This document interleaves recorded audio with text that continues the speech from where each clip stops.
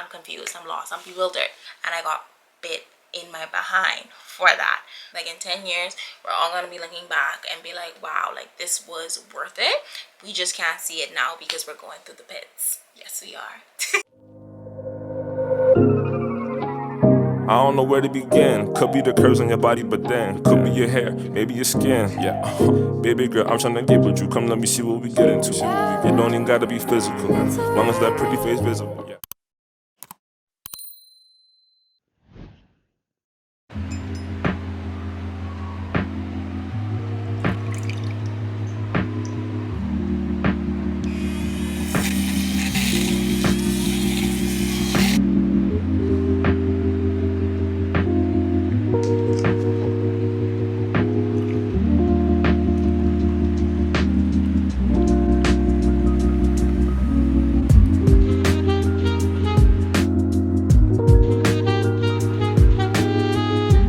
Hi guys, what is good? Welcome back to my channel. If you're new here, my name is Ree.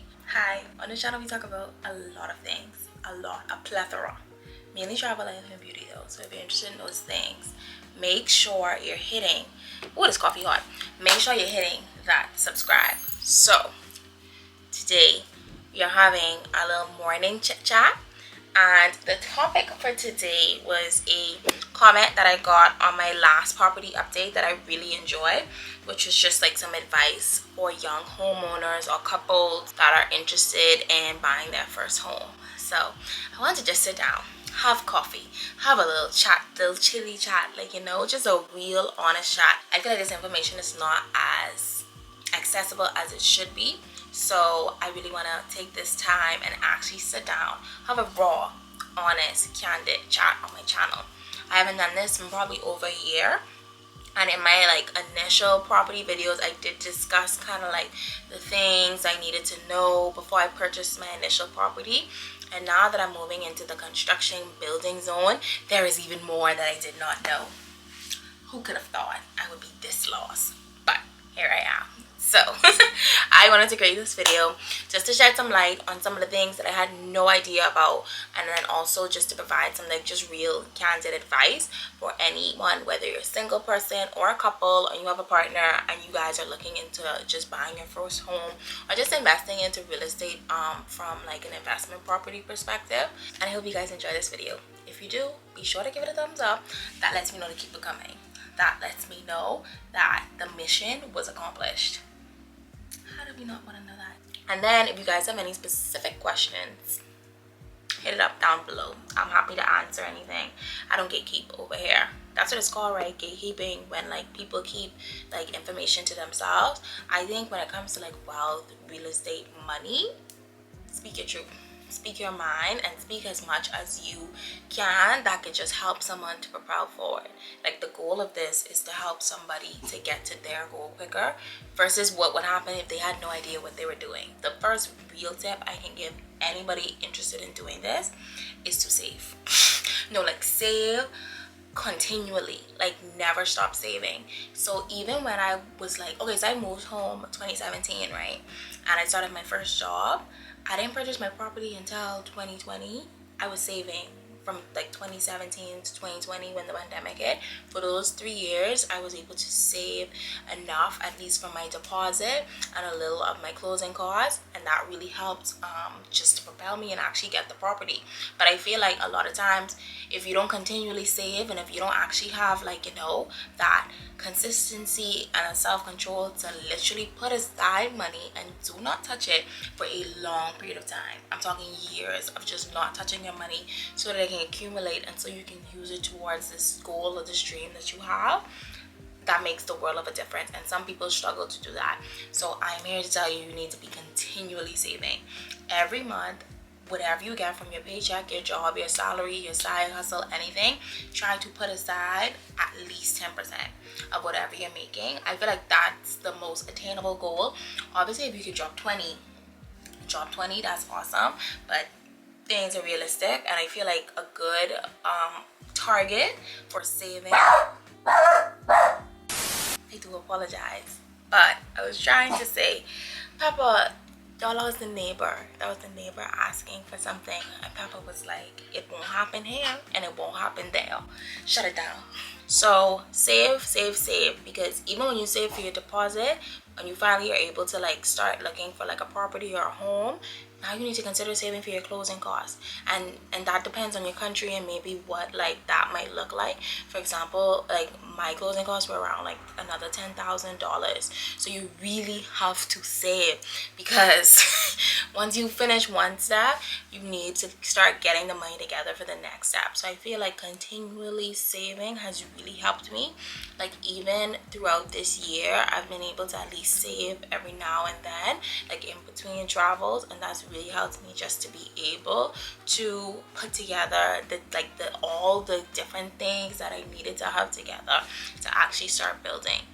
So I feel like saving, like continuously saving and continuously putting money aside and having that money with the intention of helping the home will make the world of a difference. Next, I feel like one of the biggest struggles for me as a young woman trying to build and invest into real estate and doing all this was sifting through the crowd and finding the right people. That has been a whirlwind, and that has required so much intuition, gut, faith, prayer, everything, just to find people who actually want to help you. The main people you will need are definitely your real estate agent, who's going to present you like the properties that are within your budget, stuff like that. And that was even a struggle, because I've been working with various real estate agents until I found the one that I actually wanted to work with. And she was very helpful and she was very kind. So that took time to find. And then the loan officer, and you guys know from the property update, I had to switch to a new loan officer. So that whole process of actually finding someone in a bank or financial institution that is actually trying to help you, y'all, that is rare and that is hard to find. So when you're able to say like, okay, these people are for me, these people are for me, that makes the world of a difference. And it also helps you to sleep at night knowing that like your dream of maybe getting this home and stuff is not in vain, because you have the right people in your corner that are talking on your behalf and making the right moves. Because a lot of times, like when it comes to like properties and homes, you're gonna make offers, you're gonna have like suggestions from outside sources being like, do this, do that. But to be able to rely on the people that you have hired and actually trust their opinion is very essential for this journey. Also, you would need a good lawyer, because you're signing things, and a lot of times like I feel like the wrong lawyer just has you signing your life away and signing certain things that are going to destroy you and not build you. I think having a good lawyer makes the world of a difference, just to be able to have somebody, because I don't understand law. I did not go to school for that. I went to school for the numbers. I have no knowledge of what the law is around properties, businesses, entities, all of this. I'm confused, I'm lost, I'm bewildered. So having a lawyer who actually is willing to take the time, sit with you and explain, this is what you're signing, this is for this is for this. Hey, you're able to get some exemption, able to save you money. Like having people like that who actually are willing to assist makes the world of a difference. So I can't stress this enough. It has helped me so much just sifting through the crowd. Even when architects, maybe if you're just trying to figure out your plan and stuff, having a good architect, having a good engineer, structural engineer, having these things in place makes the world of a difference, and it will take time.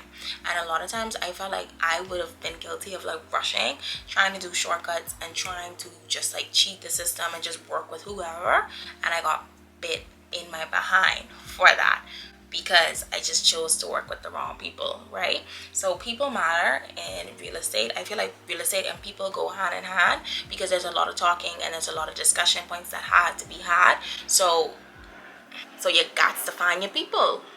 So my next big tip would be to invest in something that you're passionate about or that you see yourself liking long term, because real estate, I feel like, is a long game.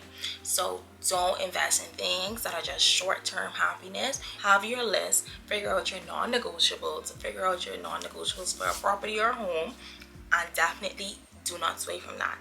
A lot of times people get swayed and people like are disappointed because they invested in something that they didn't love. And I feel like it's a lot of money you will have to pour into it to make it something that you love, if that's even possible. Or you just would have wasted a bunch of money and now you have to look for another home. So it is so important when you are investing to be sure in your decision and actually to commit to this piece of land or building and actually be willing to go with it in the long run. I feel like, once again, real estate is a long game. So if you're not in for the long game, I wish you well. I truly do. I just feel like it'll be a struggle. And piggybacking off that, please don't invest in nothing that is beyond your means, above your means when it comes to property. Like initially when I was looking at the property, and then also when I'm reconverting it to a mortgage for a home, I know the minimum payment, I know the budgeted payment I wanted to pay for this home, and I tried my best not to stray from that. And I confirmed that with the people, like the loan officers. I've said this is the number that I am not willing to go higher than, because that would compromise my living and my salary.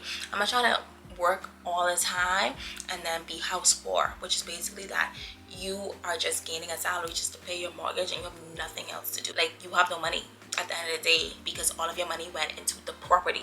So I'm trying to avoid that whole house poor system and actually just invest in the mortgage and actually have a mortgage that is sustainable. Because what I learned as well when I had to come in and sign the mortgage agreement was that you're locked in for at least 3 years, I think 2 to 3 years.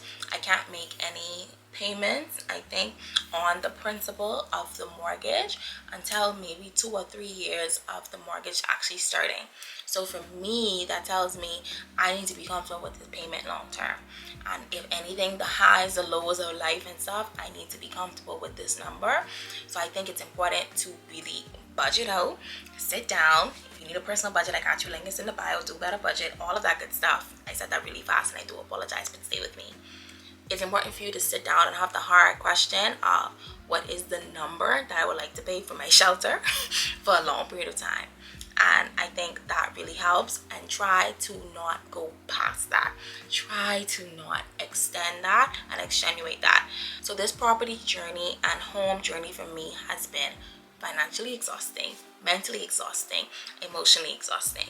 So I don't advise getting into it with the wrong mindset and with the wrong goals in mind. Define what your financial situation is and define what a home or property will look like for you in that situation. And then it also helps to actually budget out as well a little buffer for expenses, because you don't want your mortgage payment to be a certain amount and then your expenses that comes along with the mortgage payment, maybe HOAs, light, water, all of those living expenses. Once again, you don't want that to exhaust you. So I think those are really important conversations to have, even in the early stages, even when you're just looking for homes, just to be realistic and to have a greater chance of success and happiness and peace as you delve into this journey, because it's a whirlwind.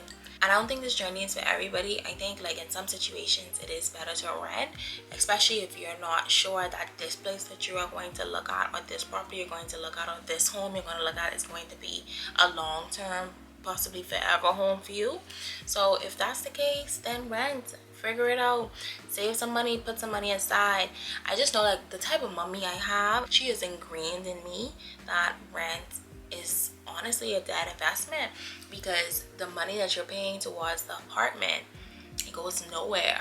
But when you actually put the money towards your mortgage and time, when the time comes, that's going to be your property. That's going to be something that you can create generational wealth with and pass down to family or friends and stuff, and actually create some sort of better means for your family. And I think that for me has bigger value than anything. So when it comes to renting versus buying, it depends on the person.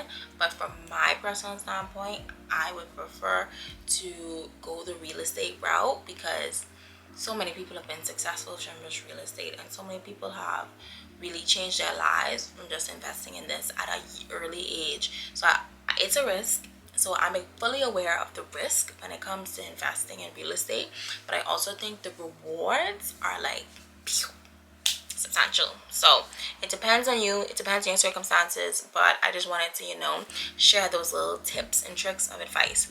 So piggybacking on the non-negotiables we talked about earlier, that also goes with interior design. So I am in the process now.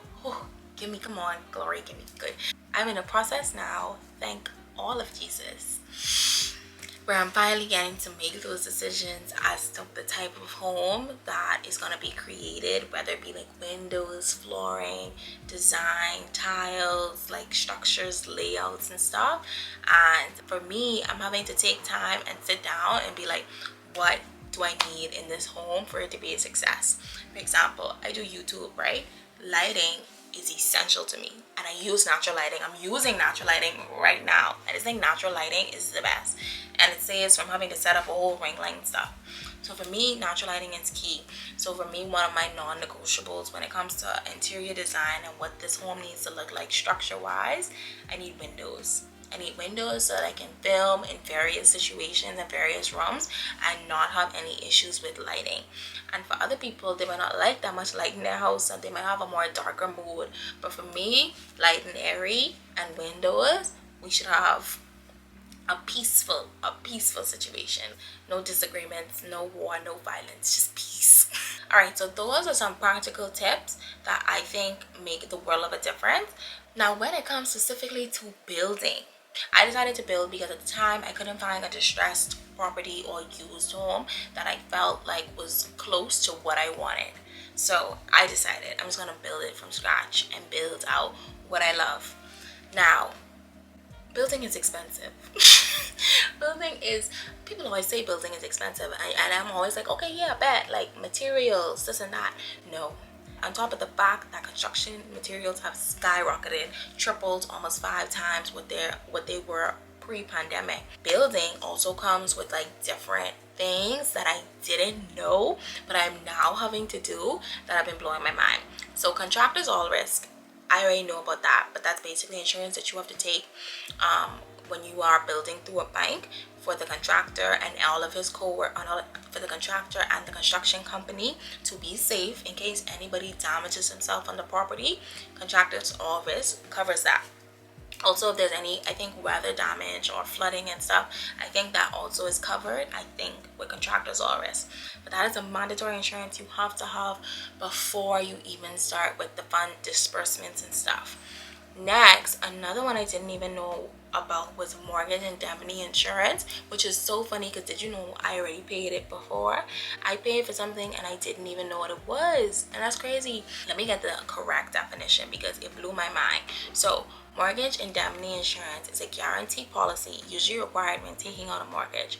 It provides a broader scope of insurance at a cost that is reasonable and affordable, acts as an extra measure of security.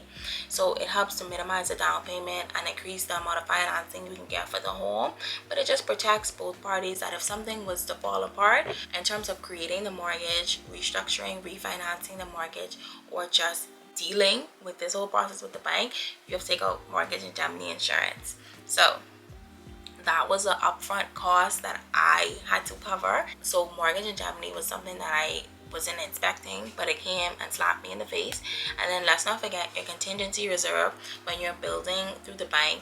Here, I think in the Caribbean, you have to put 5% aside of the property's value just while they're building, and you will get that money back at the end once you move in, and then you can decide whether you want to take that money and apply it to the principal, or you just want to get that money back and spend it on maybe appliances or something like that you need for the home. But contingency reserve is something that you should factor in, that 5%. Whew.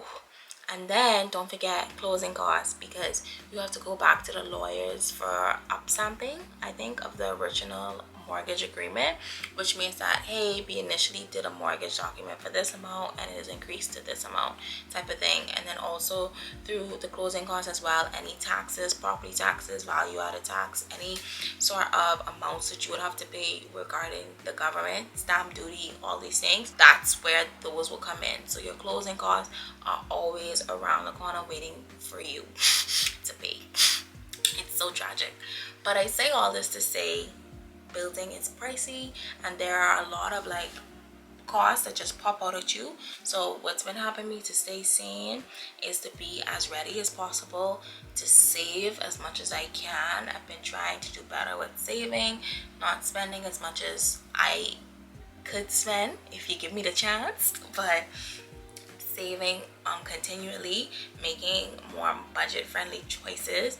Like, for example, not going to Starbucks, drinking coffee at home. Who am I? Alright, y'all, so I think that's it when it comes to this video. I really hope it didn't scare you. I hope you still have that motivation, that drive, that ambition to get it done. But honestly, I'm creating this video because I'm rooting for you, I'm wishing you well, and I want you to be as prepared as possible when it comes to this journey. I think it's exciting. Real estate is always going to be exciting. Property is always going to be exciting. When you step on that piece of land or in that door, and that is your home, that is your peace, that is your safe space, that's different. So I'm always going to be rooting for anybody to get into this home and building journey. Leave a comment down below if you have any specific questions. I'm happy to answer them. Maybe we can do like a real estate Q&A if you have specific questions. I think that could be really fun and that can be more direct. But I hope this video was at least helpful. Thank you guys so much for watching. As always, I appreciate you. I value you. Okay, you bad. I can see you on the next one. Bye.